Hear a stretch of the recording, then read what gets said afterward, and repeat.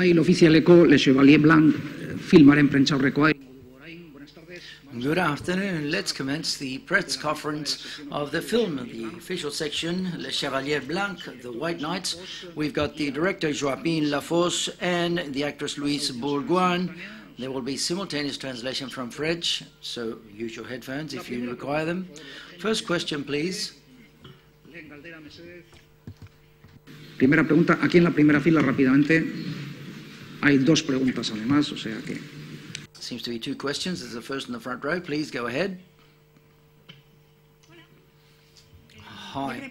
I would like to ask you about how true the events are. First of all, you say they're based on real events, and then you say loosely they are vaguely based upon real fact or true fact. I don't know to what extent that's true, and if everything that happened is true, what happened to all of those people? What happened in the end? Because I was very concerned by the real-life people who were portrayed in the film. We have to be careful. A film is always false. We have to try and not believe everything that's said in the film. All of this is the result of our imagination.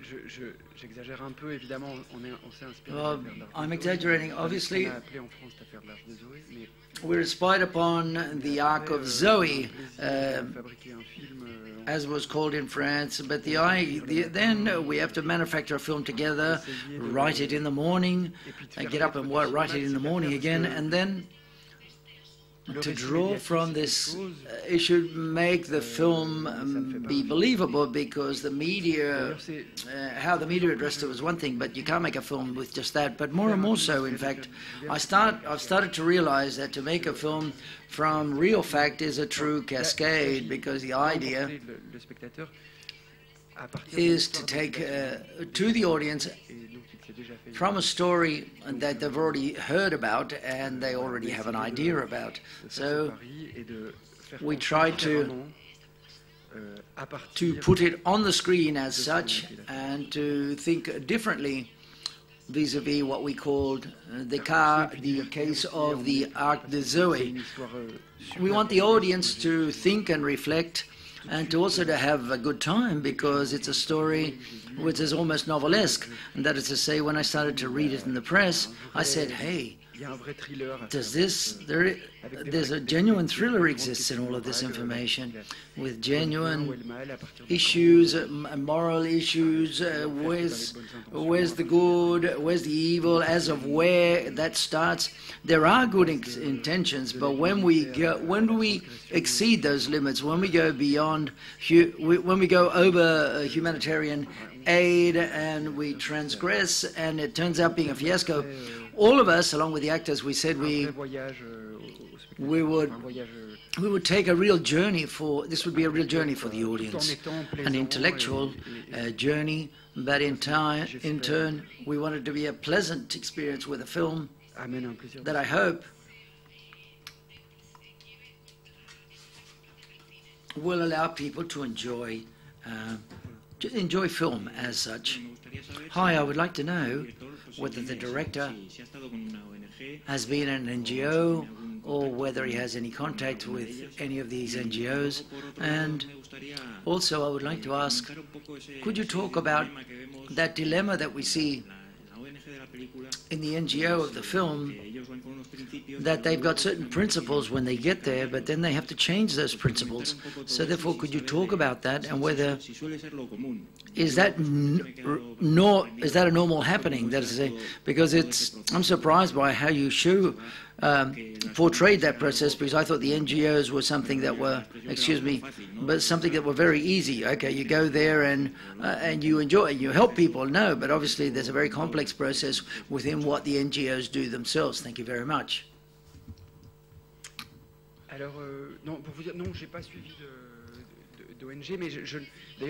No, I didn't get in touch with any NGO, and I'm not going to say anything about the world of the NGOs that I don't know about. What interested me were the characters. The characters, Jacques,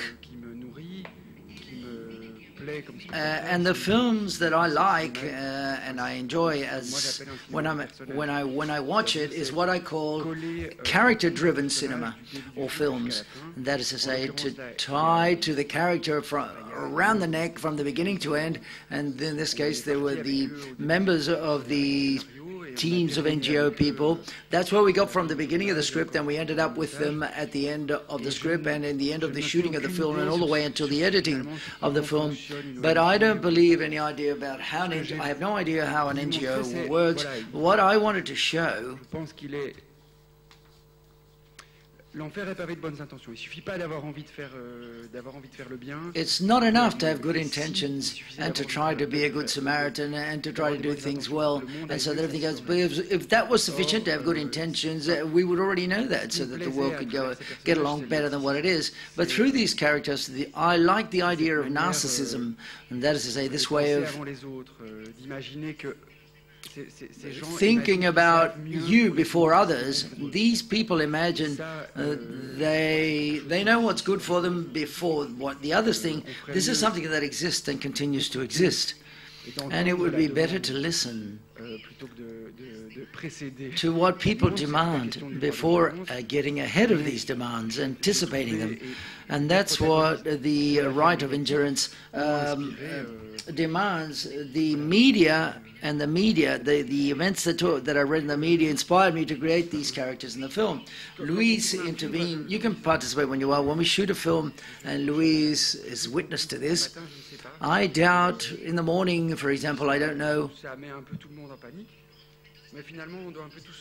where I'm going, or maybe, but things end up being done at the end of the day. So therefore everyone intervenes from the outset and everyone participates. And that gives us the results that you've just seen on the screen. And with this film, what I want to do is be much more consequent than the people who I'm filming. Those characters.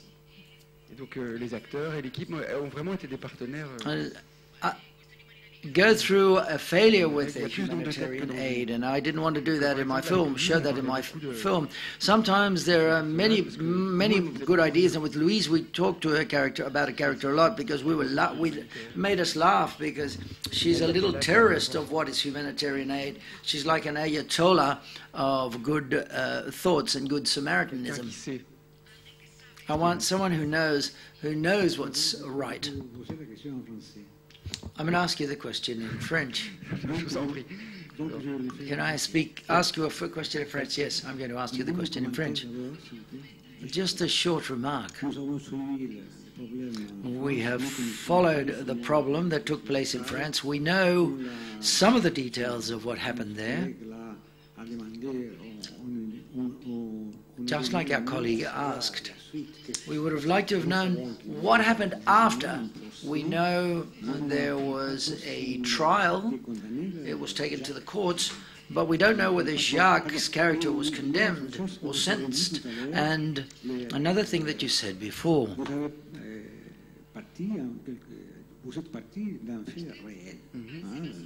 you based yourselves, the film is based upon real events, and that reminds me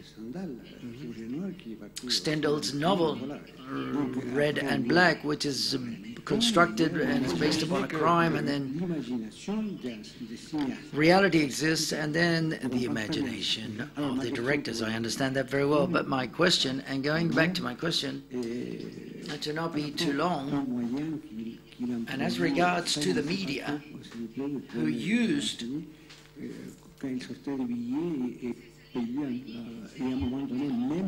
we saw a lot of a lot of money, a lot of notes. And that guy prepared, where did that money come from? When he had to prepare, there were people that were in charge of all of this. When they prepared the landing strip, I can't talk about the case, I can only talk about the film. And I would like to say it again, the journalistic objectivity is something that I respect, and that fed the legal side of things are what they are. You can read them in the press, but then I'm an artist, and that's something different. I work in the world of fiction. What I'm interested in is something different.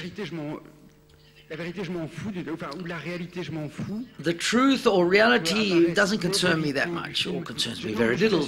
And it is true that truths may emerge in the film, but I can assure you I don't know what the truth is in this case. And in fact, I am not very concerned about it. It doesn't concern me at all. And it's not a way of getting around the question, by the way, that you've asked. What concerns me is that when you see the film, the dilemma,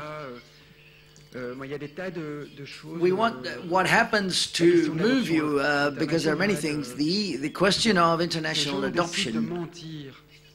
These people decide, these characters decide to lie to the local African population on behalf of the country, prohibits adoption, and then to take them to France. And this is what they use as a reason to make their proposal legitimate. It's still a lie, but the consequence of these lies, I try to show them, portray them on the film. And as regards the money, or at least in the film,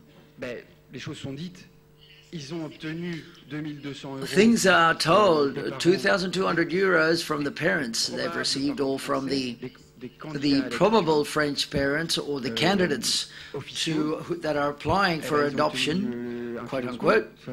So therefore, they do obtain some financing from there. So and these parents ask them to do and carry out that illicit or illegal operation. And there's a scene that, and I hope that scene demonstrates or shows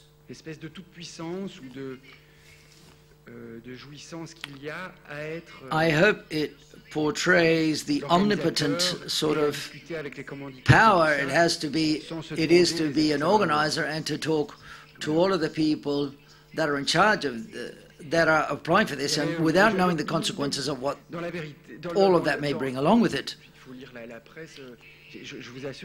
We have to read the press, you have to read the media, and I can assure you, I don't know how many parents were there.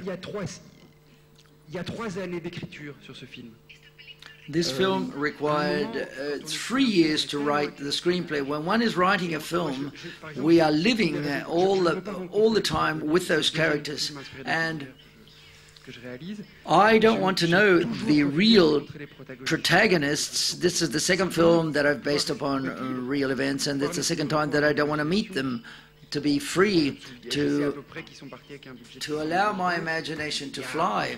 I knew the budget was 600,000, 300 families paid for this operation, but those are the figures, more or less. But that's not allows me to write a good screenplay. The dramatic scenes or of the argument or the plot of the film don't deal with this. That's my personal opinion anyway. Any further questions at the back? Allow me to add the following.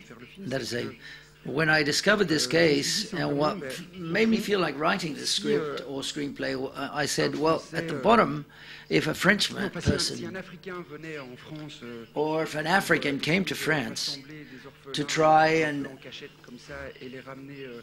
to get orphans illegally, to take them to Africa, to families who wanted children, I think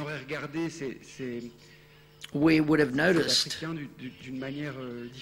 this African, we would have looked upon this African a bit differently. And I said, this is a very good reason to write the screenplay and to make this film. Hi, good afternoon. I would like to ask you about the tone of the film. That is to say, it's a film which is a bit sentimental, but also as regards to that question, to talk about that option and that decision that you've made, whether you were aware that, that the tone of the film was not sentimental, and whether that was done on purpose. There's something that I've tried to portray there, the dictatorship of emotion. And I like the lapsus of the translator in this case, because what I tried to show on the screen is the dictatorship of emotion. In the background of the film, there's the idea that I wish all of us to live in a country where the state helps the people who are under difficulties. But, however, we're privatizing aid in this case, and it's the emotion which drives everything, which makes us decide whether we help some people and not other people. And it seems to me that this case of the Arc de Zoe encompasses this phenomenon. It's only driven by emotion. There's no reason. There's no rationale or rationality here. And this loss of reason brings about this fiasco, this hypersensitivity, this hyper-affection means that we may go crazy, we lose our heads, and it brings about a dramatic situation, from my opinion. And that is why I don't want to make a romantic type film. Romanticism for me is horrible. I think it's cruel, to tell you the truth.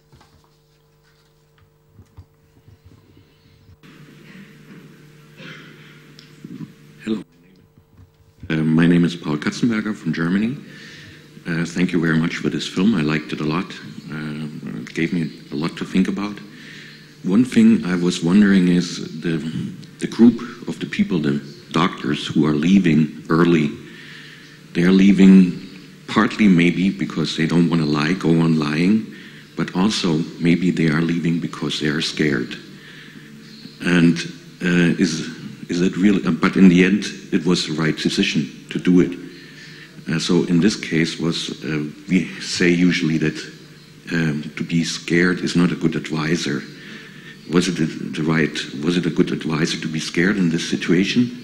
You think so, or was it because their moral standards were the reason why they made the right decision? Alors,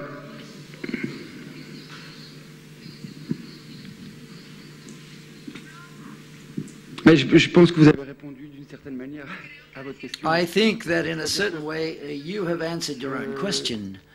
La politique, politics, for me, politics d'un tiers ou d'une forme de lucidité, d'un principe de réalité. To accept a certain impossible situation, lucidity, to have a clear mind. But those that stay behind, those that make it all the way to the end of the action, reject the reality. They're rejecting reality because they see what they think is just cannot be checked. You can't be verified. So all of a sudden there's another part of the group that realizes this, that they can't check the identities of the people, and they can't check the identity of the children. So that's why they decide to stop and abandon the situation. For me,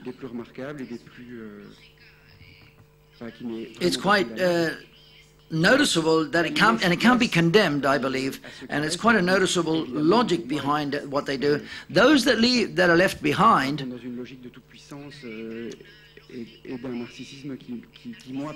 this is a bit narcissistic when they stay behind, and they feel omnipotent, and this really makes me afraid, those that stay behind. Galdera gehiago, ¿alguna pregunta más? Aquí, sí. La manière aussi dont on vient culpabiliser the way in which we blame those people that go away and they say, okay, stop doing this and do what everybody does. Pay, give a small donation to an NGO from Paris and things will be better. And that was something that I wanted to be portrayed in the film as well. Hi, I'm from Isabel. I come from an NGO, Doctors of the World. It shows something that's quite realistic. It's something individual. There are people that are superheroes. I don't know them, but undoubtedly they do exist. And others individually decide to think otherwise and leave. But what I liked about the film the most is that it made us think whether those people that are very omnipotent and super powerful stay behind. And that's what it brought up in my mind anyway. Alors, je vous remercie, mais Thank you very much. je pense que quand on est médecin, I think that when one is a doctor, la toute-puissance, being a superhero or omnipotent and reject things and be quand il accepte cette the almighty and all-powerful, we could make a doctor a great doctor. They say when they accept that they may encounter a situation like this and they can't save everyone. plusieurs responsables de ONG que pour la I've talked to many people in charge of NGOs, and I know that the majority of them, they want to help the principle within a principle of reality, and not have that feeling of wanting to save the world. And that's what we wanted to portray. What you've just described is exactly what we wanted to portray in the film. Hi, again. My question is for both of you. I would like to know what difficulties you've encountered when shooting the film. I thought it was quite complicated because there are several languages, there are little children, and there are a lot of people on screen all the time, so it looked a bit complicated. What was the most difficult side of the shooting of the film? Je réponds en premier. I am going to allow me to answer. The most difficult thing for me was to try and, for my words and everything I said, my sentences to be believable, to have the convictions that the character has, albeit I was saying things that it seemed to me, I don't know how to say this, almost blind and going to the end. With the children it was complicated on the one hand, but on the other hand it also helped because we had the feeling, we're under the feeling that we were truly there, and there are people who says that it seems like a documentary because the kids, we managed them in the camp, so therefore there was a lot of joy, a lot of fun, and a lot of happiness, and which was very enriching and very motivating at the same time. We worked, in fact, we shot in Morocco due to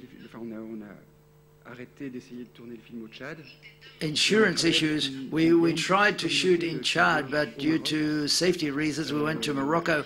There's a small community of Chadians who read the script, and they also contributed. They made some remarks upon the script, and it was great to see how these Chadians, or people from Chad, discovered the perception that they had of that issue. They were very angry, they were furious, and it's understandable.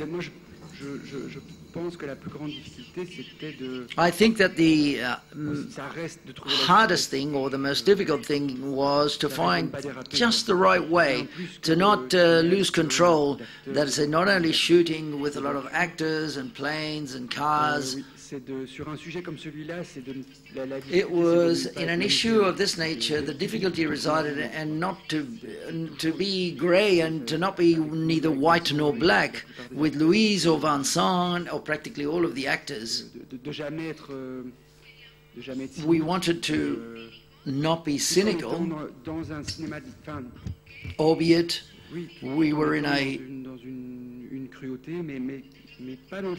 within a certain cruelty, but we didn't want neither irony nor cynicism. Any further questions? If not, it's not the case. Thank you very much. Oh, is there a question? Oops, I'm sorry, there's one at the back.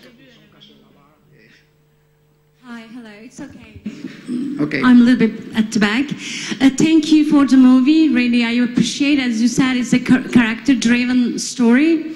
But I like to ask, Chad once colonized by French, and they suffered a lot during, all those times. And also there's a war going on there because of the colonizations and invasion by not only French, but, other countries. And don't you think it makes story even much worse and darker, your story as well, much darker in the sense, and very much related what's going on, in the world, especially with the Middle East, Syria, and, it's a refugee kind of. I don't want to push you too much, but I thought, when I was watching your movie, I thought, oh my God, it's so dark in heart, because You know, it's double standard is going on. French are back again in some other sense.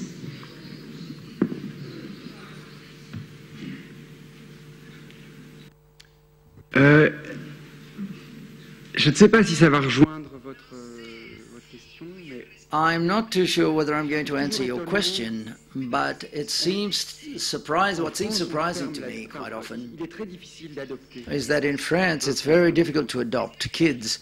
It's difficult to adopt a French child. And quite often I hear de voir des pays protéger leurs enfants en interdisant that l'adoption internationale. people get angry when the countries protect the children, prohibiting and not allowing international adoption. Now, I've always thought this position to be quite suspicious. So it seems to me that this way of trying to help, instead of or of deciding how we're going to help, and instead of listening to the demands or the wishes and the people want for that aid and how they want to receive it.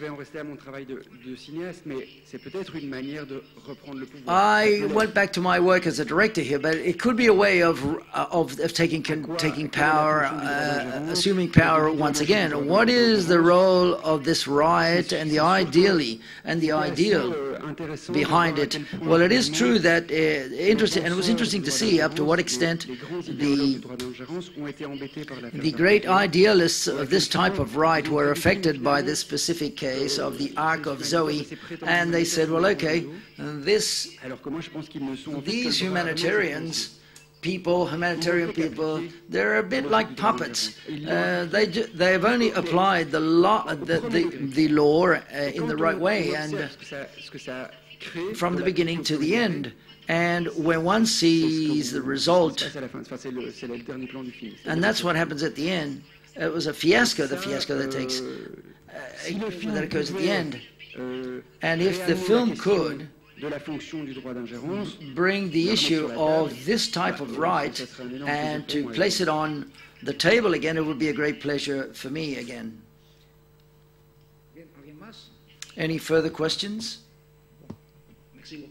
Thank you very much.